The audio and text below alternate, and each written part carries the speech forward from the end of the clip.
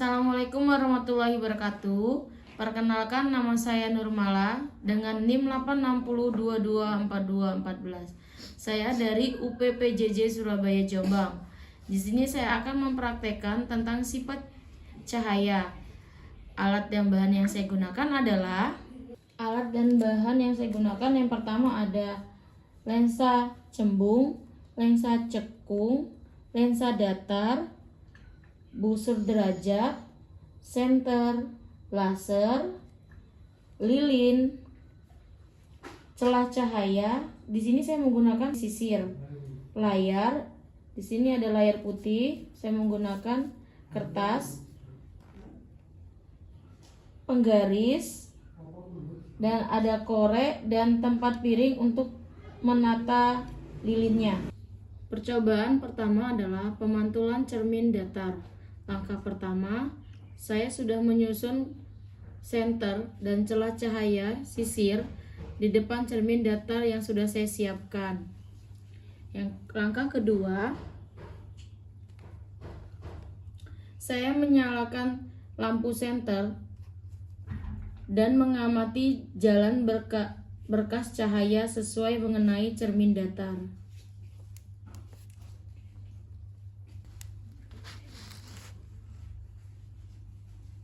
Di sini dapat kita lihat sinar datang lalu dipantulkan sesuai sudut datang sama dengan sudut R sama dengan R. Sudut datang sama dengan sudut I sama dengan R. Hal ini dibuktikan bahwa sudut pantul dan sudut datang membentuk sudut yang sama besarnya terhadap garis normal sudut I sama dengan sudut R.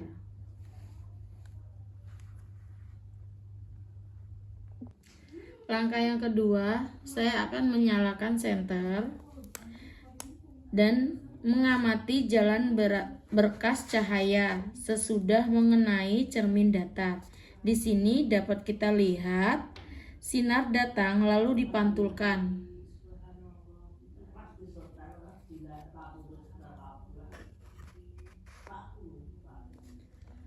Sudut datang sama dengan sudut I sama dengan R.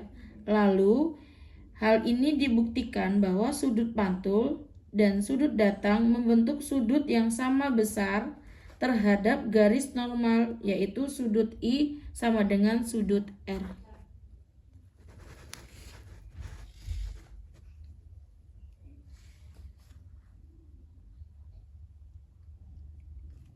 Percobaan selanjutnya, saya akan membuktikan bunyi hukum Snellius. Agar lebih jelas, senter saya akan ganti menjadi laser.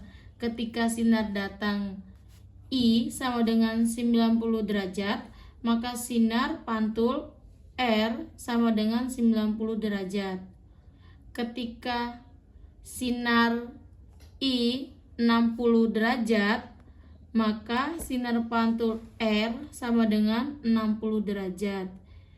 Dan ketika sinar datang I sama dengan 30 derajat, maka sinar pantul R sama dengan 30 derajat. Percobaan selanjutnya, sifat bayangan cermin datar. Di sini saya menggunakan lilin yang sudah saya nyalakan api di depan cermin datar dan akan saya amati bayangannya selama lilin itu saya akan gerak-gerakan di depan cermin datar.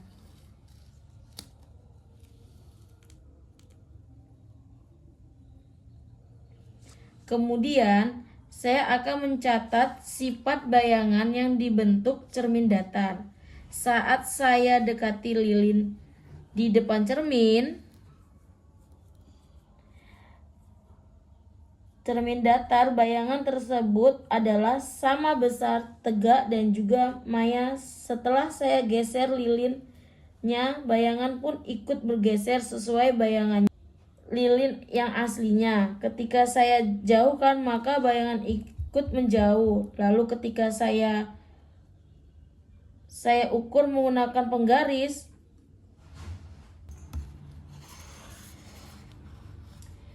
ketika saya ukur menggunakan penggaris, jarak antara cermin dan lilin sama dengan jarak antara bayang dan cermin. Di sini jaraknya sama, yaitu 10 cm. Jadi bayangannya pada cermin datar adalah maya, tegak, sama besar.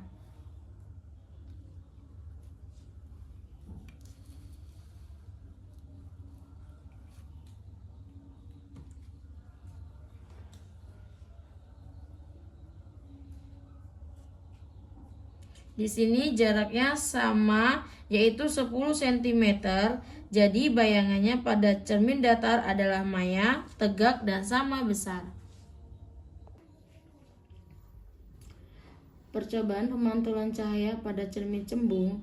Ketika saya dekatkan cermin cembung pada lilin. Percobaan pemantulan cahaya pada cermin cembung. Ketika saya dekatkan cermin cembung pada lilin, cahaya tersebut akan dipantulkan dan sinar pantul akan menyebar. Dapat dilihat di layar putih, di sini cahayanya menyebar. Lalu ketika saya jauhkan cermin cembung, cahayanya menyebar makin luas. Jadi sifat bayangannya cermin cembung adalah maya, tegak, dan diperkecil. Percobaan pemantulan cahaya pada cermin cekung.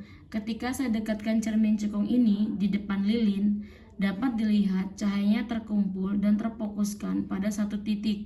Hal ini dikarenakan cermin cekung mengumpulkan dan memfokuskan cahaya sifat bayangannya, yaitu maya, tegak, dan diperbesar. Saat cermin saya jauhkan, yang terbentuk adalah nyata, terbalik, dan terperkecil. Kemudian saat cermin cekung di tengah, bayangannya terbentuk adalah nyata, terbalik, dan diperbesar.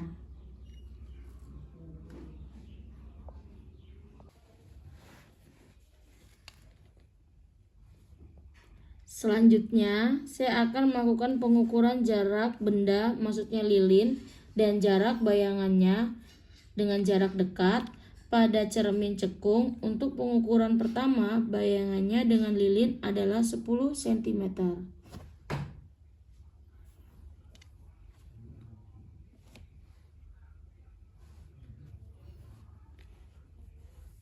Sedangkan jarak lilin dengan cermin cekung adalah 5 cm.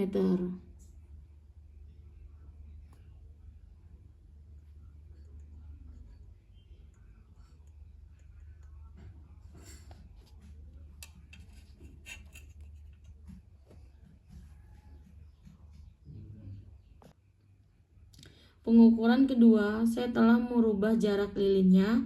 Setelah saya ukur, jarak bayangannya dengan lilin adalah 12 cm.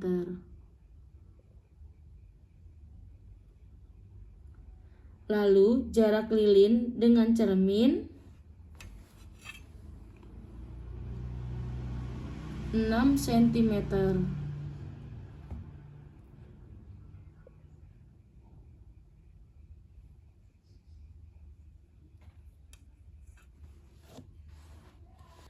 Pengukuran jarak jauh, saya akan menjauhkan cermin sampai tidak terlihat atau tidak tampak pada layar. Lalu saya akan ukur berapa sentimeter jaraknya. Jaraknya adalah 30 cm. Tidak ada bayangan yang tampak pada layar putih. Selanjutnya, di jarak 34 cm, bayangan tidak terlihat di layar putih sampai ke jarak 36 dan 38 seterusnya.